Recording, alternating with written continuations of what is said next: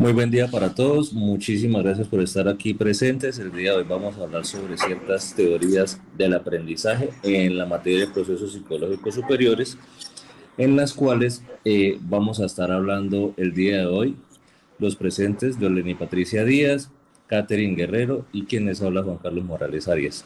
Entonces vamos a empezar con la primera teoría, que es la de Witkowski, que es una teoría sociocultural. Como podemos observar en el mapa conceptual, vamos a hablar de cuatro etapas de esta teoría. La primera, una concepción del desarrollo, pues en la cual hablamos sobre su fórmula genética y el desarrollo del ser humano, donde podemos integrar la evolución biológica que va también de la mano con el desarrollo sociocultural del individuo y el desarrollo psicológico también de él, esto en su etapa infantil. La segunda, esta concepción tiene tres ideas básicas. Primero, un desarrollo del individuo desde su estado embrionario. La segunda, impulsado desde el aprendizaje cuando somos niños. Tercero, es el niño en el desarrollo de su vida sociocultural. A raíz de eso pasamos a la siguiente parte, donde el niño empieza a relacionar sus pensamientos y lenguaje. Estas etapas se dividen en dos, una etapa prelingüística y una etapa preintelectual, donde el niño comienza a utilizar sus instrumentos y herramientas para crear un dialecto con el fin de resolver problemas psicológicos. Entonces ahí es donde vamos a ver cuando los niños empiezan a balbucear o de pronto a crear símbolos para que sus padres entiendan lo que ellos quieren. Por último, y lo más importante es el aprendizaje que tiene dos niveles evolutivos, un evolutivo real y un evolutivo potencial, que se divide en esto, un desarrollo mental del niño que se desarrolla a partir de su soledad y también el desarrollo de su mente cuando está acompañado. Esta es de básica importancia, ya que cuando está acompañado se puede dar un desarrollo muchísimo mejor en la mentalidad del niño y en su parte psicológica. Ya teniendo esto, tiene una capacidad para resolver independientemente problemas que se le vayan a presentar en su niñez o en su etapa evolutiva. Después de esto, pasamos a un segundo plano de desarrollo social y psicológico. Todo esto a raíz de su embrionaje y parte de su desarrollo de la niñez en escuelas, en casa y lo que va aprendiendo del habla, del aprendizaje intelectual, del aprendizaje lingüístico y sociocultural. Por esta parte, esta teoría sociocultural ya creo que la podemos definir como las primeras etapas de la vida de un ser humano. Bien, de la segunda teoría del desarrollo cognitivo, que es del autor de Piaget. Tiene prácticamente tres principios fundamentales: la asimilación, la acomodación y los organismos. De esto los dividimos en cuatro etapas. La primera, que es el periodo sensoriomotor. ¿Cuándo pasa esto? Cuando el niño está recién nacido y empieza a relacionar los procesos sensoriales, la luz, eh, el sonido, el tacto, donde se ve establecido una relación en los reflejos, como son la succión, la presión y la visión, lo que acabamos de nombrar. El bebé empieza un periodo de adaptación al medio ambiente en el cual es nuevo para él, ya que como pues ya es lógico que sabemos que el niño pasó su crianza de primera etapa dentro del vientre de la mamá, todo lo que él está experimentando es completamente nuevo para él. Entonces él empieza a activar sus formas sensoriales en este periodo. Luego pasamos a un periodo de preparación, donde el niño empieza a tener una habilidad de manipulación simbólica, donde tenemos una etapa de egocentrismo en la cual no acepta otros puntos de vista que no sean los que él está diciendo. ¿Qué pasa? Que es a veces imposible para las personas que en su crianza, imposible convencerlo de que está equivocado. Entonces aquí es donde los papás deben empezar a hacer sus correcciones para irlo formando de manera adecuada, e ir ranándolo en una línea muy buena psicológicamente y socioculturalmente. Perfecto, Juan. Y ahorita continúa pues el periodo de las operaciones concretas, que es esa etapa de entre los 7 años y 11 años que manifiesta, digamos, que el niño eh, ya no se apoya tanto en la etapa sensoromotora, que es el tacto con los objetos y ya no necesita coger cosas para aprender, sino que ya tiene un pensamiento lógico, ¿sí? Y empieza a desarrollar esquemas mentales. Su estructura mental ya empieza a ser más equilibrada, identifica varios aspectos como el de poder analizar a otras personas, de conocer cómo son ellas, de pronto de no solo juzgar por lo que ve, sino realmente tener como un pensamiento reflexivo hacia otros. Esa es la parte de esa etapa de entre los 7 a los 11 años. Bueno, continuando con la presentación de Piaget, seguimos con la etapa operacional formal, en la que, según Piaget, pues viene siendo la última etapa del desarrollo cognitivo, que empieza alrededor de los 11 años y continúa hasta la adultez. En esta etapa, los adolescentes adquieren una capacidad de pensar de manera abstracta, de razonar lógicamente sobre problemas un poco más complejos y planificar cosas a largo plazo. También se desarrolla el sentido del juicio y son más capaces para evaluar críticamente las creencias y suposiciones previas. En síntesis, la etapa operacional formal es crucial ya que marca la trascendencia o la transición hacia el pensamiento del adulto, caracterizado por el pensamiento abstracto, la planificación a largo plazo y el razonamiento crítico.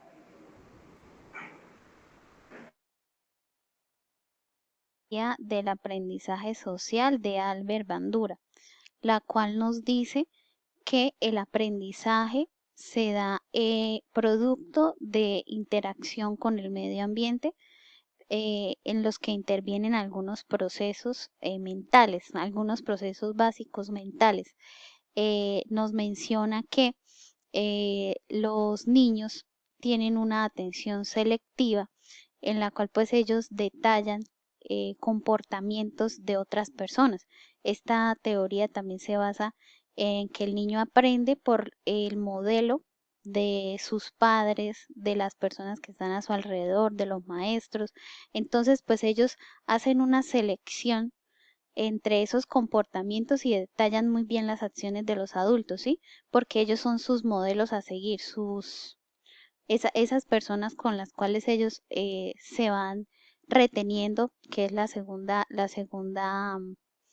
del segundo proceso mental, que es la capacidad de que ellos van recordando todo lo que los adultos hacen o hacemos, ¿sí? Luego entonces viene la parte de reproducción, que es la parte donde el niño practica esa conducta o lleva a cabo esa conducta que observó. Bandura, de hecho, hace varios experimentos con niños, con el modelo del niño bobo, que es como un inflable, donde ponen a un niño a observar a un adulto cómo golpea el inflable y luego lo colocan a él y él efectivamente eh, imita esa conducta. También está la parte de motivación, donde el niño pues está motivado a hacer algo. O también la parte en la que pues también entra el castigo. Si recordamos a Skinner, que nos habla sobre los reforzamientos positivos y negativos. Para que una conducta se siga prolongando es necesario una recompensa, ¿sí? O para que una conducta se extinga es necesario un castigo. Entonces ahí podemos ver esta reflejada que Bandura tomó parte de la teoría de Skinner. Ya vimos que los niños aprendían por observación, viendo los comportamientos de su entorno social, la modelación, ¿sí? Que es el modelo, como lo mencionaba al principio, la imitación, ellos replican las conductas. Otras es la parte de las estrategias que hoy en día a nivel educativo se aplica esta teoría. Y pues vamos a ver que existe varios aprendizajes que ellos aplican, ¿sí? O prácticas que ellos aplican basados en esta teoría. Y tenemos el aprendizaje basado en casos que permite la reflexión de situaciones de la vida real con el fin de que el estudiante proponga alternativas, ¿sí? Para resolver esos casos, precisamente. El aprendizaje basado en problemas que pues pone al estudiante a reflexionar, a hacer esos procesos cognitivos superiores que le permitan resolver esos problemas, ¿sí? Aprendizaje basado en proyectos, que es una investigación que da una respuesta a una problemática real que esté viviendo en su entorno. ¿Sí? Esos son los proyectos. El aprendizaje colaborativo, que es precisamente lo que estamos haciendo en este momento con los compañeros, y es compartir esa información que nos permite alimentar nuestro aprendizaje en compañía de otros, de esos pequeños grupos de trabajo. Vamos a ver también el aprendizaje autónomo, que es la capacidad de gestionar nuestro proceso de aprendizaje. Es decir, el niño tiene esa capacidad de aprender, ¿sí? De aprender de los otros y de hacer su propio esquema, ¿sí? De autogestionarse. Entonces, esa parte también representa aquí la autorregulación, que es la capacidad que el niño tiene o que debe tener para llevar a cabo un logro o una meta. Si el niño está estudiando o si el maestro le coloca un trabajo, pues él debe saber que si está en el momento del desarrollo del trabajo, pues no puede ir a jugar. Eso es la autorregulación. ¿Para qué? Para el logro de ese trabajo. Entonces, de eso se trata esta teoría. Dejo con ustedes a nuestra compañera Yorleni para que nos hable acerca de la siguiente teoría. Bueno, muy buenas para todos. Me correspondió la teoría de Brunner, ¿sí? Como bien sabemos, Brunner es un psicólogo y pedagogo estadounidense conocido por sus contribuciones a la teoría del aprendizaje. En su corriente constructivismo, ¿sí? Vamos a hablar de cómo él la define y vamos a hacer algunos ejemplos y hacerlo algo un poquito más práctico. La definición es: los estudiantes contribuyen activamente en su conocimiento a través de la experiencia y la reflexión, decía Brunner. Un ejemplo: un estudiante aprende sobre la gravedad al observar cómo cae una pelota al suelo, ¿sí? En su descubrimiento, que es el aprendizaje por descubrimiento, valga la redundancia, tenemos un ejemplo: los estudiantes aprenden mejor cuando descubren conceptos por sí mismos. Si estamos en un aula de clase y vamos a dar alguna asignatura, como decir ciencias o biología, hacemos que los estudiantes experimenten con plantas para observar así ese proceso de fotosíntesis. De esta manera se refiere Brunner al aprendizaje por descubrimiento. También manejamos algo que se llama la estructura en espiral. La definición de estructura en espiral es el círculo que debe revisar los conceptos básicos en niveles progresivamente más complejos.